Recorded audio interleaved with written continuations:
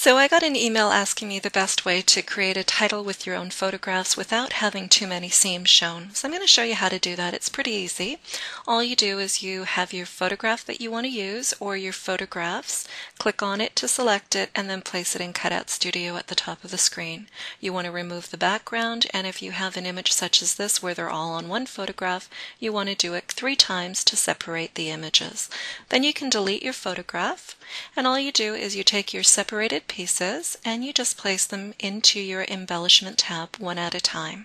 Once they're in there, you can highlight this area and you can just press delete on your keyboard.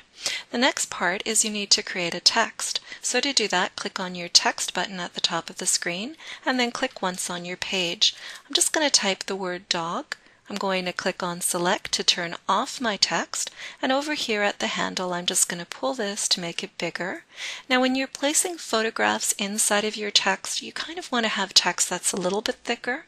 So I'm going to go over here to the top of the screen and I'm going to drop down the different fonts that are available. Now you can click on the first font and then using the wheel on your mouse, while it's highlighted, you can go through your different list.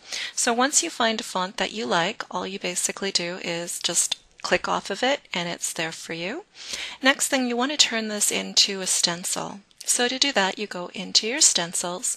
If you want to, you can place it directly into whichever stencil is available to you, and it will automatically default to the bottom. Or if you've already created a category, you can open up that category, click on your word, and just drag it into your stencil area. Now I'm going to delete the word, and I'm just going to drag my stencil onto my page. I'm just going to go to the bottom here and just make it a little bit bigger. And all you do is you take your first image and you place it right on top of the letter that you want.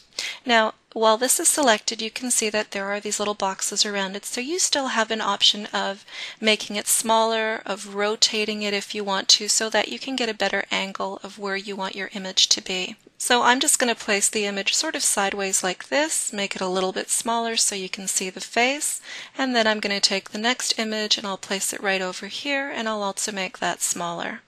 And you just keep basically building up your letters with your own photographs. Now, another thing that you can do is if you're making your face in any of your letters and you want it to face a different direction, you just go over here and you click on the flip horizontal, and then that'll move into an opposite direction.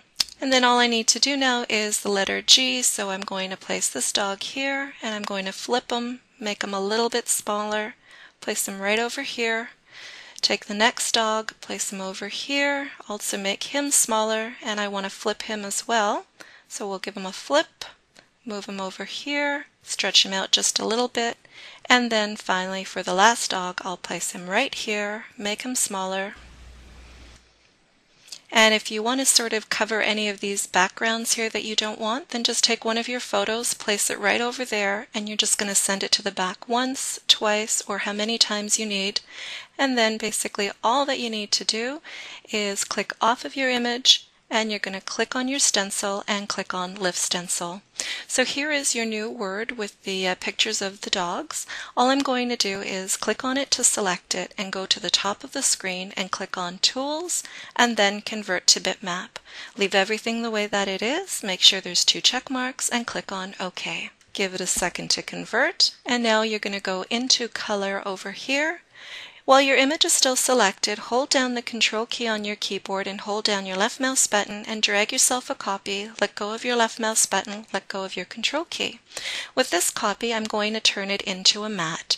So to do that, I'm going to send the outline to the front, which is right here, and I'm going to color it black, but you can color it any color you want. I'm going to go into line, and I'm just going to use this slider, and I'm going to make it a lot thicker. Next, while that's still selected, I'm going to pick a Special Effects, and I'm going to now place this on top of my image, and I'll send it to the back, and so there is my matte. Now if you actually wanted to make this a little bit more interesting, what you can do is while this image is selected, you can go over to your brushes, and currently I'm in embroidery. Let's just make this picture a little bit bigger. And what I'm going to do is select the cross stitch join, Once I click on it, it's on my photograph, but it's kind of hard to see because it's pretty small. So I'm just going to increase the size of that. And there I have a very neat title that I can now use in scrapbook pages or on my cards. You can have a lot of fun with this. Another thing that you can do, if you wanted to, you can go into your layers and then you can just expand this and find your background. Once you've found your background, you can go right back to your brushes and maybe you want to try a different kind of effect. So I'll go into special effects. I'll go over here and just for the fun of it, I'll click on the snowflake and maybe just make that a tiny bit bigger. So you can try the snowflakes, you can try any of these other ones to give you a different kind of look for your background. If you don't like what you've done, you can go to the top of the screen and you can just click on the undo button a number of times. And this way at least you have a couple of options of creating your own titles with your own photographs.